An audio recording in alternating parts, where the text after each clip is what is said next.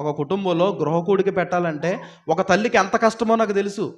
ఒక తండ్రికి ఎంత కష్టమో నాకు తెలుసు. ఏమంటే బయట మీటింగులంటే పరిగెట్టుకొచ్చే మనం ఇంటిలో గృహకూడికి పెట్టడానికి సహకరించం చూడండి.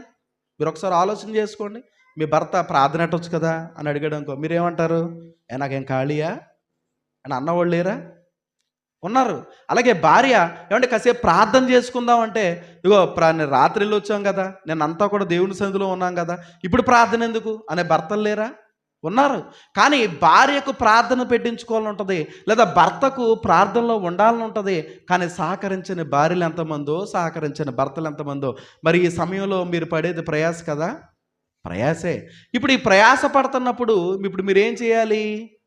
ప్రేమతో ఆ ప్రయాసను పని, ఈ దేవుని పనిలో నాకు నిందలు వస్తాయి, దేవుని పనిలో నాకు బాధలు వస్తాయి, దేవుని పని చేస్తున్నప్పుడు నా భర్త నన్ను అగౌరవపరుస్తాడు, దేవుని పనికి వెళుతున్నప్పుడు నా భార్య నన్ను కించపరుస్తుంది, అయినా సరే డోంట్ కేర్ అని చెప్పి ప్రేమతో ఆ ప్రయాసను ముందుకు తీసుకెళ్లేవారుగా మనం ఉండాలి. అవండి, ఇలా ఈ ప్రయాస పడుతూ దేవుని పని చేస్తున్నప్పుడు అండి మనకు కొంత ఓర్పు అవసరమవుతూ ఉంటుంది. అర్థమవుతుంది కదండి?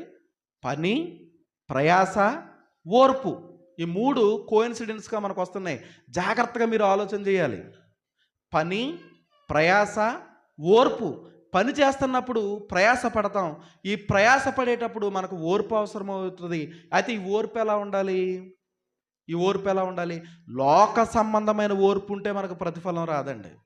జాగ్రత్తగా ఆలోచన చేయండి. మనం దేవుని పిల్లలం, యేసుక్రీస్తు వారిని రక్షకుడుగా అంగీకరించిన వారం. మన జీవితాలు టోటల్గా డిఫరెంట్గా ఉండాలి. లోకానికి మనకి పూర్తిగా డిఫరెంట్గా ఉండాలి.